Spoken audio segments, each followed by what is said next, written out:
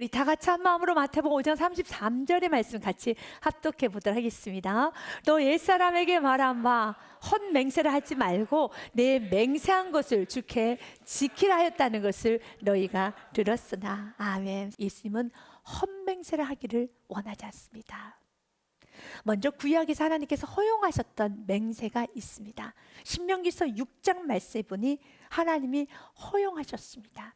너는 조심하여 너를 애굽 땅 종되었던 집에서 인도하여 내신 여호와를 잊지 말고, 어디서 구원을 받았고 어떤 은혜를 받았고 어떤 덤을 받고 여기까지 왔는지 잊지 말라는 것입니다. 기억하고 그리고 입술로 맹세를 하라는 것이죠.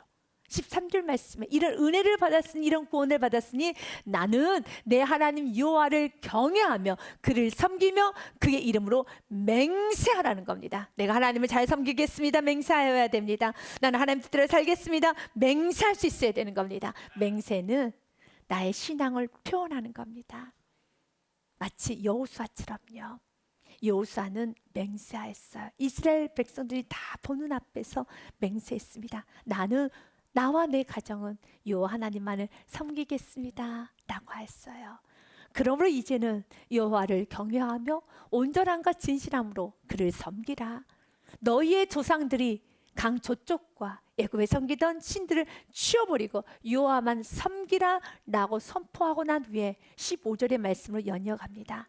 만일 여호와를 섬기는 것이 너희에게 좋지 않게 보이거든, 너희 조상들이 강 저쪽에 섬기던 신들이든지 애굽 신을 말합니다.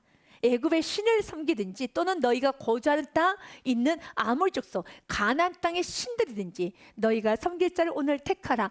오직 나와 내 집은 여호와를 섬기겠노라. 이렇게 맹세를 하였어요. 오직 나와 내 집은 여호와만을 섬기겠다고. 이젠 저와 여러분도 자신의 신앙에 대해서 맹세할 수 있어야 되는 겁니다. 내가 구원받았다며, 은혜를 받았다면 나는 이젠 나와 내 집은, 나의 인생은, 또한 내가 시작한 사업장은, 내가 또한 시작한 모든 것들은 오직 하나님만을 섬기고 하나님 말씀대로 하겠습니다라고 맹세할 수 있어야 됩니다. 아름다운 맹세이죠. 여러분, 교회 안에서 새로운 목사님이 취임을 하였다고 합니다. 그때 그 취임 예식에 맹세, 선언하는 그런 예식이 있습니다. 나 누구누구 목사는 오직 하나님만을 섬기고 하나님만을 경외하기를 맹세합니다 라는 그런 여러분 문구가 있다고 합니다. 그런데 그 문구를 보고 목사님이 이거 너무 부담스러워요, 이런 거 좀 빼버립시다, 뭘 또 이렇게까지 해야 되겠습니까 라고 말을 한다라면 성도님들이 그 목사님 모시기가 참 부담스러울 것 같습니다. 사랑하는 여러분, 우리의 신앙을 표현하는 것은 아름다운 맹세이죠. 또한 하나님께서 허용하신 맹세는 억울한 상황에 있을 때 하나님의 이름을 사용하라고 허용해 주셨어요. 출애굽기 22장 말씀에 보면은 이웃의 어떤 이웃이 부탁을 했습니다. 나의 소와 나귀와 양을 좀 돌봐주게 라고 부탁을 했어요. 그런데 어떤 연고인지 그 소가 죽어버린 겁니다. 그 양이 죽었어요. 또한 그 나귀가 죽었고 또한 그 나귀가 없어졌어요. 소가 없어졌어요. 지금의 소는 과거 그 당시의 소하고는 다른 의미입니다. 그 당시의 소는 전재산입니다. 나귀가 전재산이에요. 집문서라는 겁니다. 집이 없어진 겁니다. 전재산이 없어진 겁니다. 너무 당황스럽죠. 그러면 그 소의 주인은, 그 나귀의 주인은 내 소 어떻게 했어? 내가 잠시 맡겨놨는데 당신이 내 소 가지고 간 거야? 당신 내 나귀 가지고 간 거야? 어떻게 됐어? 따져 묻고 싶고 보상받고 싶을 것입니다. 왜 소가 갑자기 저렇게 쓰러져 있어? 왜 나귀가 저렇게 쓰러져 있어? 양이 왜 죽었어? 묻고 싶을 겁니다. 그러나 CCTV도 없고 여러분 보는 사람도 없고 아무도 없어요. 어떡합니까? 사람이 낙이나 소나 양이나 다른 짐승을 이웃에게 맡겨 지키게 했다가 죽거나 상하거나 끌려가도 본 사람이 없으면, 10절의 말씀을 현대인의 성경으로 보면 조금 더 쉽게 풀어져 있는데요. 어떤 사람이 낙이나 소나 양이나 그 밖에 다른 짐승을 좀 봐달라고 자기 이웃에게 맡겼는데 그것이 죽거나 상처를 입거나 없어져도 그것을 목격한 증인이 없을 때 어떻게 해야 됩니까? 그때 사용하라는 겁니다. 11절 말씀에 보니 두 사람 사이에 맡은 자가 이웃의 것에 손을 대지 아니했다고 여호와께 맹세할 것이요. 이제 그 다음이 중요합니다. 이렇게 맹세라고 나면 그 임자는, 그 주인, 소와 나귀와 양의 주인은 그대로 믿어야 돼요. 더 이상은 따져 묻지 말아야 돼요. 더 이상은 캐묻지 말아야 돼요.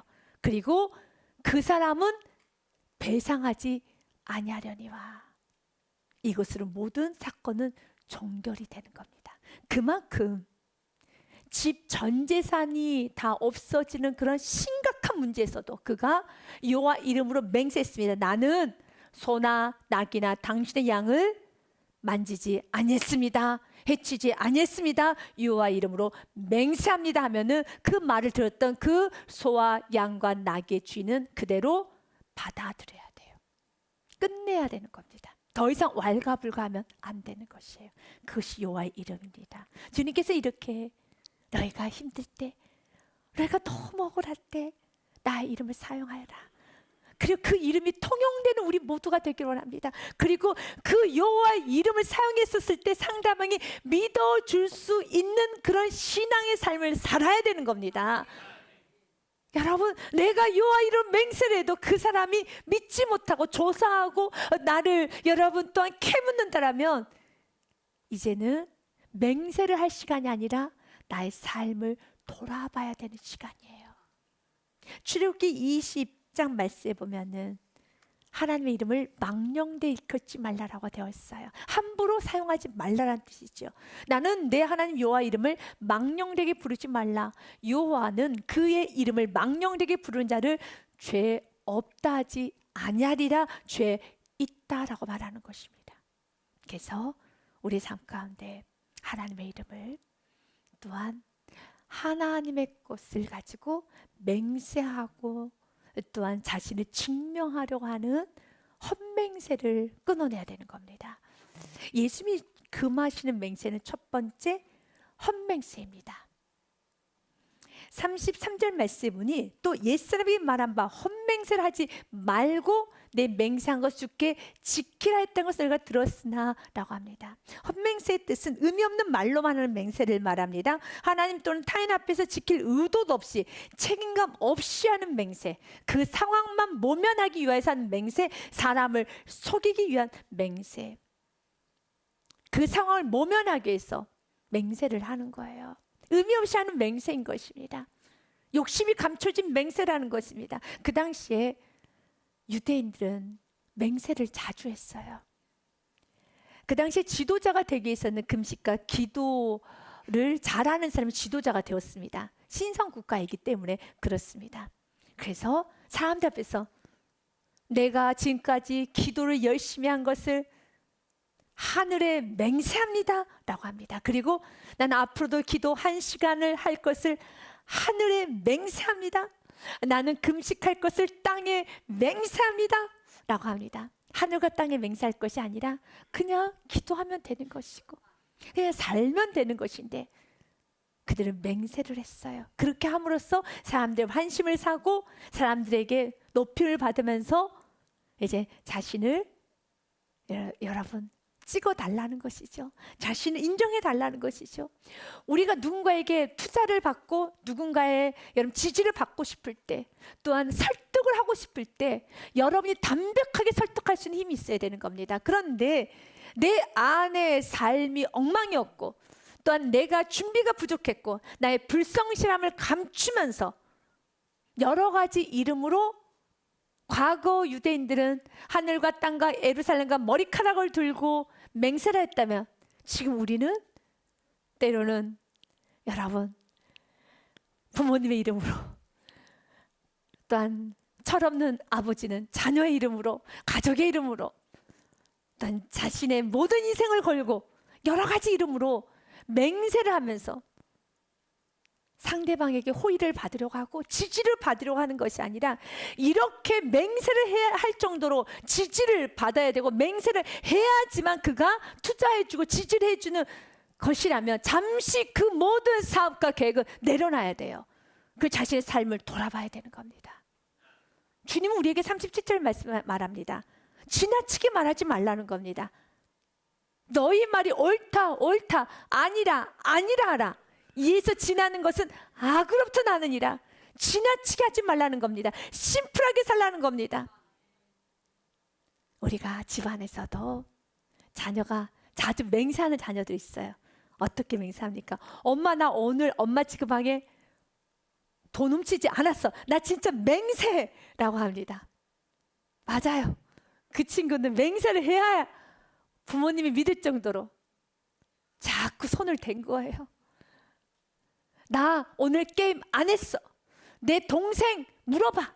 나 동생 이름으로 맹세. 그리고 내가 오늘 게임했으면 내가 손가락을 자를게. 이런 말로 맹세를 합니다. 이런 말을 남발한다는 거는, 그리고 이런 말을 했음에도 불구하고 부모님이 나를 믿어주지 않는다고 분노하고 울분을 토한다는 것은, 그렇게 분노할 일이 아니라 왜 상대방이 나의 말을 믿어주지 않을까? 나는 왜 이렇게 과하게 말해야 되는가? 자기 자신을 돌아보는 은혜가 있어서 헛맹세를 남발하는 것이 아니라 나의 삶이 나를 증명해주는 인생이 되어야 합니다. 또한 두 번째로 예수님께서 금하시는 맹세는 자신의 한계를 모르는 맹세를 금하십니다. 34절에서부터 36절 말씀까지 보니, 나는 너에게 이르노니 도무지 맹세하지 말지니 하늘로도 하지 말라. 이는 하나님의 보좌이며. 바리새인들은 하나님이라는 이름을 사용하면 망령되이 일컫는다는 그 말씀 알았기에 하나님이란 단어를 쓰지 않았지만, 그들은 하늘로 맹세하고 땅으로 맹세하고 예루살렘로 맹세하고 머리카락으로 맹세하며 살았습니다. 35절 말씀에 보니, 땅으로도 하지 말라. 이는 하나님의 발등상이며 예루살렘으로도 하지 말라. 이는 큰 임금의 성이며. 그렇지요. 그들이 하는 맹세, 하늘과 땅과 예루살렘, 이 모든 것 또한도 하나님의 것입니다. 우리도 동일하게 주님 말합니다. 지금 우리가 맹세를 하는 거, 내 인생을 걸고 맹세해. 나의 자녀를 두고 맹세해. 우리의 가정을 두고 맹세해. 여러 가지 우리가 맹세하는 것 또한, 내 성을 갈아 버릴 거야 라고 맹세하는 그런 모든 것들, 그 어떤 것도 내 것은 없어요. 인생도 내 것은 아니죠. 가정도 내 것은 아니죠. 자녀도 내 것은 아니죠. 그 어떤 것도 내 것은 아닙니다. 그런데 마치 내 것인 것 마냥 한계를 모르고 겸손하지 않게 내 것인 것 마냥 내가 맹세까지 한다면, 그것은 자만이고 오만이고 여러분 교만이 될 수 있어요. 주님 우리에게 말합니다. 모든 건 주님의 것이란다. 맹세하지 말아라 라고 하며 36절 말씀에 한계를 알고 살라는 것이죠. 내 머리로도 하지 말라.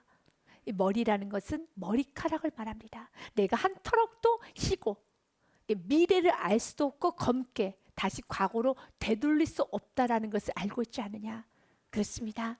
우리는 시간을 되돌릴 수도 없고 우리는 미래를 알 수도 없기 때문에 확언하는 말, 신적인 언어를 쓰면 안 됩니다. 신적인 언어가 무엇입니까? 절대로, 확실히, 단언코 그런 말을 쓰는 것이 아니라 자신이 지금 준비한 모든 것을 정확하게 현실을 그대로 말하고, 부족한 것도 말하고, 그리고 내가 단언하는 것이 아니라 상대방의 조언을 들을 수 있는 열린 마음과 열린 귀가 있어야 하는 겁니다. 여러분의 언어를 한번 돌아보십시오. 내가 한계를 아는 언어를 쓰고 있는가, 아니면 하나님 보시기에 너는 한계가 없이 말하는구나, 마치 너가 미래의 주인공인처럼, 미래를 다 아는 것처럼, 머리를 하얗게 만들 수 있는 것처럼, 미래의 주인인 것처럼, 마치 모든 걸 다 아는 것처럼 신적인 사람인 것처럼 말하고 있지 않는가를 돌아보기 원합니다. 여러분이 한번 여러분의 언어를 보십시오. 제가 읽어드리도록 하겠습니다. 솔직히 이번 거 실패하면 내 인생 접어야 돼. 그만큼 확실해. 정말 마지막 기회야. 나도 올인했어. 이건 3일 뒤에 무조건. 이대로 가면 우리 인생 역전이야. 내가 틀리면 진짜 세상 끝장이지. 이번 판은 달라. 진짜 확실해. 진짜 100%야. 내가 직접 다 알아봤어. 절대 이번이 마지막 기회야. 인생 역전각이야. 내 말 못 믿어?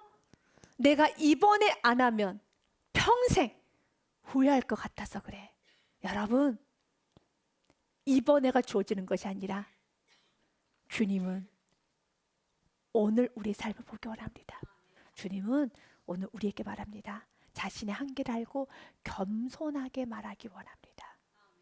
이젠 헛맹세를 하고 한계를 모르는 맹세와 신적인 언어를 쓰면서 살아가는 것이 아니라, 또한 나의 삶에 그런 말이 많이 나오고 있다면 잠시 마음을 추스리고 주님 앞에 엎드려 예배하고, 또한 주님께 다시 한번 내가 가고 있는 길이 잘 가고 있는가 물을 수 있는 겸손한 예배자가 되어야 합니다. 그리고 마음에 평안을 주시면 다시 열심으로 나아가면 되는 것입니다. 세 번째로, 하나님께서, 주님께서 금하시는 맹세는 믿음이 없이 하는 맹세입니다. 하나님은 우리가 믿기 원합니다. 은혜를 주시면 하나님께서 하여 주실 걸 믿고 나아가기 원합니다. 그런데 불안하면, 믿음이 약해지면 자꾸 하나님 앞에 거래라는 걸 합니다. 그래서 하나님이 이것을 주시면 내가 이렇게 하겠습니다 라는 거래를 합니다. 하나님께서 이번에 사업장을 열어주시면, 하나님께서 이런 물질을 주시면, 하나님께서 이렇게 하여 주시면 내가 전도자의 삶을 살겠습니다. 내가 이렇게 헌신을 하겠습니다. 이렇게 예배를 드리겠습니다 라고 합니다. 하나님 하여 주시면 하는 것이 아니라 주님이 하여 주실 걸 믿고 오늘 내가 헌신할 것을, 오늘 내가 살아야 될 삶을 사는 겁니다. 주님은 우리 믿음 없음 때문에 쓸데없는 맹세를 하는 그런 인생이 되기를 원하지 않습니다. 사사기서 말씀해 보면 9번째 사사였던 입다가 있었습니다. 하나님은 입다에게 분명히 말씀하셨어요. 암몬과의 전쟁에서 내가 너 함께 할 것이고 승리케 하여 주실 것이다 약속을 했습니다. 그런데 암몬과의 전쟁이 너무 크고 위험하다는 것을 알기 때문에 입다는 굉장히 불안했죠. 불안하면 불안할수록 하나님의 약속의 말씀 더 굳건히 잡고 기도를 하고 더 엎드려야 되는 것인데, 입다가 이렇게 말합니다. 하나님께 소원을 합니다. 어리석은 소원을 합니다. 그가 여호와께 서원하여 이르되, 주께서 과연 암몬 자손을 내 손에 넘겨주시면, 과연 내 손에 넘겨주시는 것이 아니라 넘겨주신다고 약속하셨으니 믿고 불안할 때마다, 어려울 때마다, 힘들 때마다 더 믿음을 굳건하게 해서 주님 도와주시옵소서라고 자신의 믿음을 다지고 더 열심히 전쟁을 준비해야 되는 것인데, 31절 말씀에 보니 내가 암몬 자손에게서 평안히 돌아올 때 누구든지 내 집 문에 나와서 나를 영접하는 그는 여호와께 돌릴 것이니 내가 그를 번제물로 드리겠나이다 아니라. 누구든지 내가 승리하고 난 후에 나를 맞이한 그 사람을 불에 태워드리는 번제를 드리겠습니다. 참 교만한 맹세를 한 겁니다. 왜 그 사람을 죽입니까? 믿음 없는 자기 자신을 번제로 드려야죠. 언제요? 지금 드려야 되는 겁니다. 주님, 내가 이렇게 하나님의 약속의 말씀을 들었음에도 불구하고, 하나님께서 이렇게 많은 표징을 주셨음에도 불구하고 여전히 두려워하고 있는 나 자신을 보면서, 하나님, 이 시간에 이 믿음 없는 나를 번제로 드려야 되는데, 그가 말하기를 하나님께서는 나를 이기게 하여 주시면, 이 전쟁에 승리케 하여 주시면 나를 맞이한 그 첫 번째 사람을 드리겠다라고 말합니다. 누가 맞이하는가? 성경에 보니 34절에 그의 무남 동료였던 딸이 맞이하게 됩니다. 입다가 미스바에 있는 자기 집에 이를 때 보라, 그의 딸이 서고를 잡고 춤추어 나와서 아빠 하고 영접한 거예요. 이는 그의 무남 동료라. 쓸데없는 맹세, 어리석은 맹세이죠. 하나님에 대한 믿음이 없으면 인간이 불안하면 불안할수록 많은 말을 해요. 많은 약속을 합니다. 그리고 그 약속에 스스로가 묶여버립니다. 주님, 우리가 건강한 신앙생활을 하기 원합니다. 불안해서 또한 마음이 조급해져서 여러분들이 끊임없는 많은 말을 하며 스스로에게 묶이는 것이 아니라 주님이 지금 여러분에게 무엇을 요구하십니까? 어떻게 살기 원하십니까? 주를 믿고 오늘 내게 주신 은혜대로 나중에 하겠습니다가 아니라, 그래서 덜컥 어떤 일이 일어나면, 어떤 문제가 생기면 내가 그때 그 안에서 라고 하면서 하나님 이번에 살려주시면 반드시 하겠습니다라고 또 약속하면서 스스로 묶이는 것이 아니라, 하나님은 도와주세요. 하나님은 여러분 살려주십니다. 그러나 이렇게 내가 하나님 축복심 하고 싶다는 것을 나중에 하는 것이 아니라 오늘 내게 주신 은혜에 순종으로 가십시오. 부족해 순종에 한 발을 뛰십시오. 번제를 다른 사람을 드려야 되는 것이 아니라 입다가 번제가 되어야 되는, 번제 제물이 되어야 되는 겁니다. 바로 그 순간에 입다 자기 자신을 번제로 주님 앞에 태워 드려야 되듯이 나의 믿음 없는 입다를, 믿음 없는 자기 자신을 태워 드려야 되는 겁니다. 하나님, 내가 이렇게 믿음이 없습니다. 여전히 이렇게 내 안에 두려움이 많습니다. 주님께 두려움을 드립니다. 주님께 무서움을 드립니다. 주님께 나의 불신앙을 드립니다. 주님께 나의 교만과 욕심도 드립니다 라고 날마다 내 안에 있는 거짓된 걸 다 번제로 태워 드려야 되는데, 그가 어리석게 자기를 맞이하러 온 처음 사람 드리겠다 했을 때 누가 달려나옵니까? 그의 딸 무난동녀가 달려나옵니다.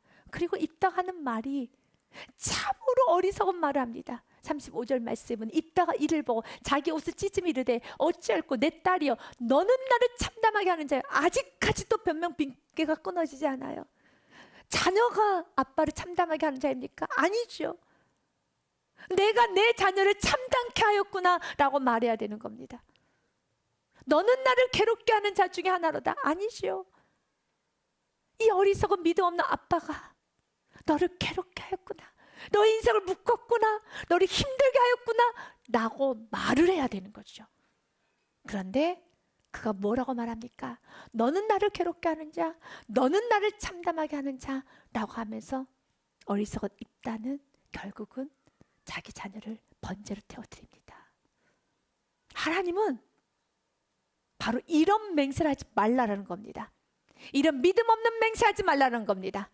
이런 교만한 맹세하지 말라는 겁니다. 불안해서 맹세하지 말라는 겁니다. 자신의 정직하지 못했던 삶, 불성실했던 삶, 자신이 갖춰지지 않는 것을 감추기 위해서 맹세하고 호언장담하고 신적인 언어를 쓰면서 나를 증명해 보이려고 하고, 누군가 나를 믿어주지 않으면 왜 내 말을 믿지 않아? 왜 나를 지지해주지 않아? 왜 나를 서포트해주지 않아? 왜 나를 도와주지 않아? 라고 분노하고 화내는 것이 아니라, 누군가 나를 지지해주지 않는다면, 누군가 나를 여러분 힘을 실어주지 않는다면 그대로 받아들여서 자신의 삶을 반추해보면서 설득을 하려고 하는 인생이 아니라, 이제는 하나님이 나를 보증해주고 나의 삶이 나를 보증해주는 인생이 되기를 결단하면서, 지금 내가 하고 싶은 일이 누군가 지지해주지 않아서 섭섭하고 화난다 할지라도 잠시 내려놓고 자기 삶을 되돌아보고 자신의 마음을 돌아보면서 맹세를 남발하는 것이 아니요, 이제는 신적인 언어를 남발하는 것도 아니요, 믿음 없이 하나님 앞에 거래하는 것이 아니라 언제나 진실대로 정직한 삶을 살아가시기를 주님의 이름으로 축복 드립니다. 주님은 우리에게 약속을 하셨어요. 이사야서 말씀으로 약속을 하셨습니다. 이사야서 말씀 54장 10절의 말씀 같이 읽습니다. 산들이 떠나며 언덕들은 옮겨질지라도 나의 자비는 내게서 떠나지 아니하며 나의 화평의 언약은 흔들리지 아니하리라. 너를 긍휼히 여기신 여호와께서 말씀하셨느니라. 아멘. 여러분, 하나님은 약속하셨어요. 나의 자비는 내게서 떠나지 아니한다고요. 그런데 나의 삶에 지금 주님의 자비가 떠난 것처럼 보입니까? 그때 주님 앞에 이 말 저 말을 하는 것이 아니라 다시 한번 자기 삶을 돌아보면서, 하나님, 내가 이제 약속을 붙잡고 믿음으로 하나님 나에게 원하시는 삶을 살아보겠습니다. 이제는 하나님이 증명해 주시고 내가 살아왔던 삶이 나를 증명해주고 앞으로 살아가는 모든 삶이 나를 증명해주는 아름다운 인생이 되시기를 주님의 이름으로 축복드립니다.